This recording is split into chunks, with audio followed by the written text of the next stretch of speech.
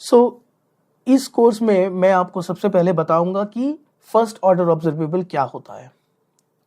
फिर हम देखेंगे कि फर्स्ट ऑर्डर ऑब्जर्वेबल को हम मैप कैसे करते हैं, ये हम बहुत ही संक्षिप्त रूप में से देखेंगे, बहुत ही छोटे समय में समझ जाएंगे इसे हम। फिर मैं आपको बताऊंगा कि हायर ऑर्डर ऑब्जर्वेबल क्या होता है और हमें क्यों इसे यूज करना पड़ता है। कभी कभी क्या होता है कि अगर आपको हायर ऑर्डर ऑब्जर्वेबल में इनर ऑब्जर्वेबल, आउटर ऑब्जर्वेबल, इसकी अगर समझ ना हो तो आप पूरे तरीके से समझ नहीं पाते हैं, तो इसीलिए मैं आपको इस कोर्स में उसके बारे में भी बताऊंगा।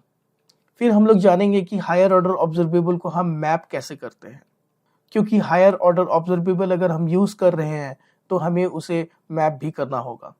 इससे आपका जो समझ है हायर ऑर्डर ऑब्जर्वेबल की मैपिंग के ऊपर में वो बहुत ही कॉन्क्रीट हो जाएगा और मैं आपको कई सारे रियल वर्ल्ड प्रॉब्लम्स दूंगा जो उससे आपको सॉल्व करना होगा और मैं आपको उसका सॉल्यूशन भी बताऊंगा, तो कि ताकि आपका अंडरस्टैंडिंग पूरा क्लियर हो जाए।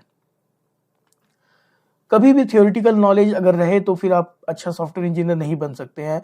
अगर आपने कभी भी किसी एक प्रोजेक्ट में काम नहीं किया हो या उस प्रोजेक्ट में आपने अपने थियोरिटिकल नॉलेज का इस्तेमाल नहीं किया हो, इसीलिए मैं आपको अंत में एक प्रोजेक्ट दूंगा और उस प्रोजेक्ट में हम दोनों मिल करके काम करेंगे।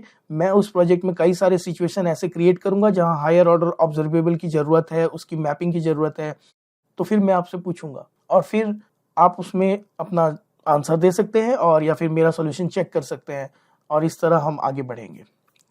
और इस कोर्स के अंत तक मेरा विश्वास है कि आपको हायर ऑर्डर ऑब्जर्वेबल के बारे में अच्छी सी जानकारी हो जाएगी और आप आगे चल करके कोई reactive angular, NgRx, observable Redux और किसी प्रकार के आरएक्सजीएक्स प्रोजेक्ट में आप काम कर सकोगे।